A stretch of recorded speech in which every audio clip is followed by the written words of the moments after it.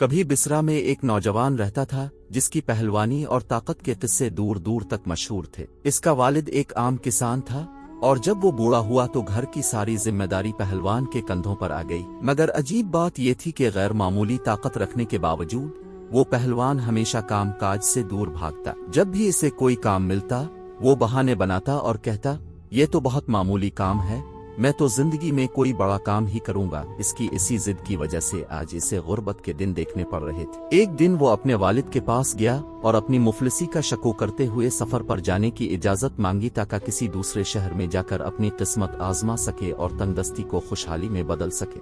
والد نے گہری سانس لی اور کہا، بیٹا، دنیا بہت وسیع ہے لیکن ہر جگہ قسمت ساتھ نہیں دیتی۔ یہ فضول خیال دل سے نکال دو اور اپنی بھلائی کے لیے انہی حالات میں خوش رہنا سیکھو۔ مگر کسان کا بیٹا اپنی بات پر ڈٹا رہا۔ اس نے کہا، ابا جان، میں ان عقل مند لوگوں کی اس بات کو کیسے جھٹلا سکتا ہوں جو کہتے ہیں کہ اگرچہ رزق قسمت میں لکھا ہوتا ہے لیکن اسے حاصل کرنے کے لیے سفر کرنا ضروری ہے۔ میں ضرور سفر پر جاؤں گا، اب فکر نہ کریں۔ میرا جسم دیکھیں، میں ایک مست ہاتھی پر حملہ کر سکتا ہوں اور کسی شیر سے پنجہ آزما سکتا ہوں۔ بہتر یہی ہے کہ میں روانہ ہو جاؤں کیونکہ غربت کی مشکلات اب مجھ سے برداشت نہیں ہو رہی ہے۔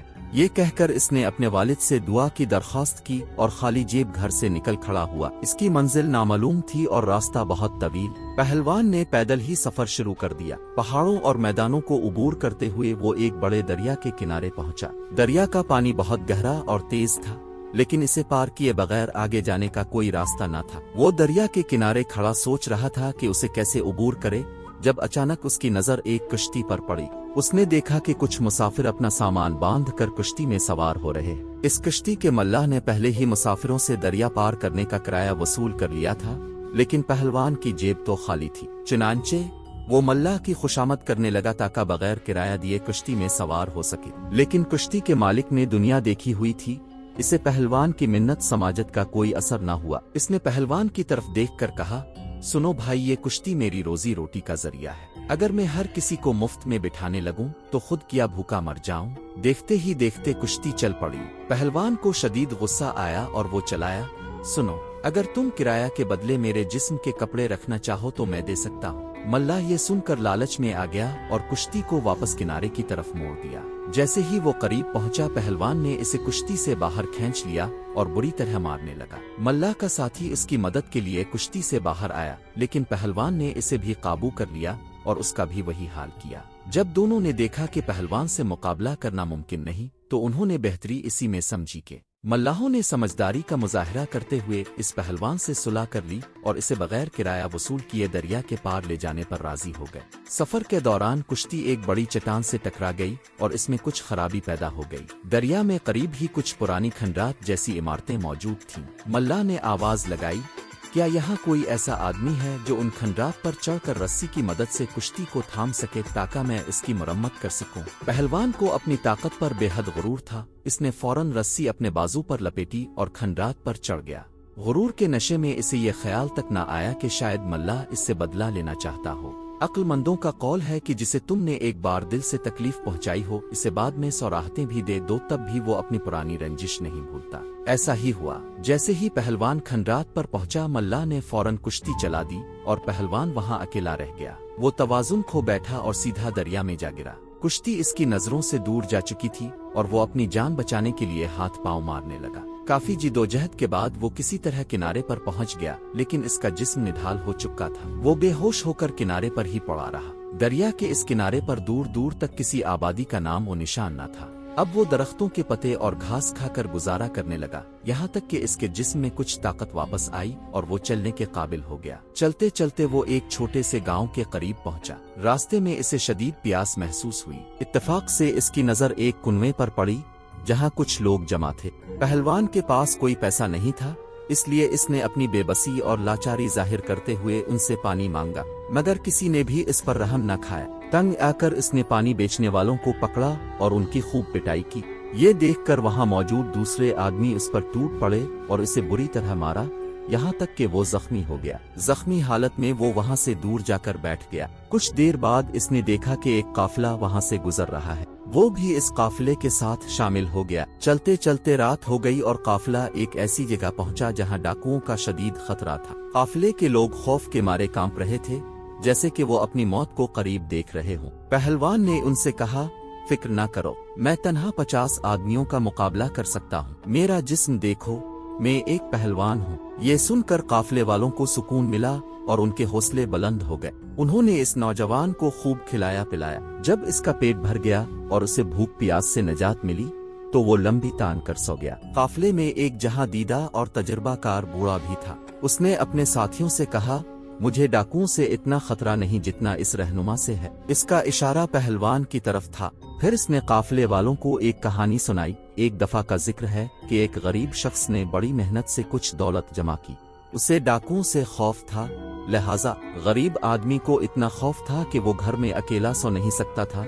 इसलिए इसने अपने दोस्तों में से एक को रात गुजारने के लिए बुला लिया ताकि इसका खौफ दूर हो सके। कहते हैं कि 2 आदमी मिलकर 11 हो जाते हैं। चंद ही दिनों में इस दोस्त को गरीब आदमी के माल और दौलत का पता चल गया और एक दिन वो सब कुछ लेकर गायब हो गया। सुबह लोगों ने गरीब को रोते हुए देखा तो पूछा, क्या तुम्हारी दौलत को कोई चोर ले गया?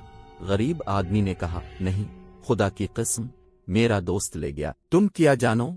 ये पहलवान भी उन्हीं चोरों में से है जो चालाकी से हमारे दरमियान आ गया है ताकि मौका पाकर अपने साथियों को खबर कर सके। बूढ़े ने काफिले वालों को मशवरा दिया, बेहतर है कि उसे यहीं सोता छोड़कर हम यहाँ से रवाना हो जाएं। काफिले वालों को ये बात पसंद आई और वो खामोशी से अपना सामान बांध कर रवाना हो गए। जब दिन खूब चढ़ गया तो पहलवान की आंख खिली। उसने उधर उधर देखा तो हर तरफ सन्नाटा था। काफिले का कहीं नाम व निशान न था। वो बेचारा परेशान होकर काफिले की तलाश में घूमने लगा, मगर उसका कोई पता न चला। 2 दिन वहीं पड़ा रहा और आखिरकार भूख और प्यास से निढाल होकर वो एक जगह गिर गया और मौत का इंतजार करने लगा। इसकी आंखें बंद हो चुकी थीं, लेकिन जबान आहिस्ता आहिस्ता कह रही थी, कौन है जो मुझसे बात करे? यहाँ कोई नहीं सिवाय एक मुसाफिर के। मुसाफिरों पर वही सख्ती करता है जिसने कभी परदेस का दर्द ना चखा हो। इत्तेफाक से एक शहजादा जो शिकार के दौरान अपने साथियों से बिछड़ गया था वहां आन निकला। उसने पहलवान की खस्ता हालत और मासूम सूरत देखी तो रुककर उसकी बातें सुनने लगा। शहजादे ने उसे उठाया और पूछा कि उसकी ये हालत कैसे हुई। पहलवान ने अपनी सारी कहानी सुना दी। वो कश्ती के हालात, मल्ला का जुल्म, गांव वालों की ज्यादती और काफिले वालों की बेवफाई। शहजादे को पहलवान की बेबसी पर रहम आ गया और वो उसे अपने साथ महल ले गया। कुछ दिन उसकी खूब खिदमत की, फिर उसे एक माकूल रकम देकर रवाना कर दिया। जब पहलवान घर पहुंचा तो इसका बाप उसे देखकर बहुत खुश हुआ और उसकी खैरियत से वापसी पर खुदा का शुक्र अदा किया। रात हुई तो बाप बेटा इकट्ठे बैठे और पहलवान ने सारी दास्तान सुना दी। वो कश्ती का वाकया, मल्ला का जुल्म, गांव वालों की बेरहमी और काफिले वालों की बेवफाई। बाप ने सारी बात सुनकर कहा, बेटे, क्या मैंने तुझे सफर पर रवाना होते वक्त नहीं कहा था कि सफर हर किसी के लिए आसान नहीं होता? गरीब की बहादुरी जंजीरों में जकड़ी होती है और उनकी हिम्मत टूटी हुई होती है। पहलवान बोला, अब्बा जान, वाकई जब तक अब तकलीफ नहीं उठाएंगे खजाना नहीं पाएंगे। जब तक जान को खतरे में नहीं डालेंगे दुश्मन पर फतह हासिल नहीं होगी। जब तक बीज नहीं बोएंगे फसल नहीं काट सकेंगे। आपने देखा नहीं कि थोड़ी सी तकलीफ के बाद मुझे कैसी राहत मिली और मैं किस कदर दौलत अपने साथ लेकर आया हूँ। बाप ने ये सुनकर मुस्कुरा कर कहा, इस बार तो आसमान ने तेरी मदद की कि एक दौलतमंद शहजादा तेरे पास आ गया और तुझे इनाम व इकराम से नवाज दिया। मगर बेटे, ऐसा इत्तेफाक हर बार नहीं होता और इत्तेफाकात पर कभी भरोसा नहीं करना चाहिए। मैं तुझे एक वाकया सुनाता हूँ। बाप ने कहा, फारिस के बादशाह के पास एक कीमती अंगूठी थी जिसमें एक नायाब नगीना जड़ा हुआ था। एक दिन बादशाह अपने चंद मुसाहिबीन के साथ ईदगाह की सैर के लिए निकला। वहां जाकर इसने हुक्म दिया कि मेरी ये कीमती अंगूठी इस गुंबद पर रख दो और सब लोग उस पर तीर अंदाजी करें। जिसका तीर अंगूठी के हल्के से गुजर जाएगा वो इनाम में ये कीमती अंगूठी ले जाएगा। इस वक्त बादशाह के पास 400 माहिर तीर अंदाज मौजूद थे। सब ने तीर चलाए मगर किसी का निशाना सही ना बैठा। पास ही एक मकान की छत पर एक छोटा सा बच्चा खड़ा था जो तीर अंदाजी का खेल खेल रहा था। इत्तेफाक से इसने तीर चलाया और वो तीर अंगूठी के हल्के से गुजर गया। बादशाह ने खुश होकर वो अंगूठी उसे इनाम में दे दी। अब सुनो, इस बच्चे ने क्या किया। اس نے بادشاہ سے انگوٹھی انعام میں لے کر اپنا تیر اور کمان جلا دی۔ لوگوں نے حیران ہو کر پوچھا، تم نے ایسا کیوں کیا؟ وہ بولا، جب میں نے تیر چلایا تو وہ اتفاقنا انگوٹھی کے حلقے سے گزر گیا۔ یہ محض ایک اتفاق تھا اور میں چاہتا ہوں کہ میرا یہ بھرم قائم رہے۔ وہاں ایک دانا بزرگ بھی کھڑا تھا جو بچے کی بات سن کر کہنے لگا، کبھی ایسا بھی ہوتا ہے کہ عقل مند تدبیر نہیں کر پاتا، اور کبھی ایسا بھی ہوتا ہے کہ نادان بچہ غلطی سے نشانے پر تیر مار دیتا۔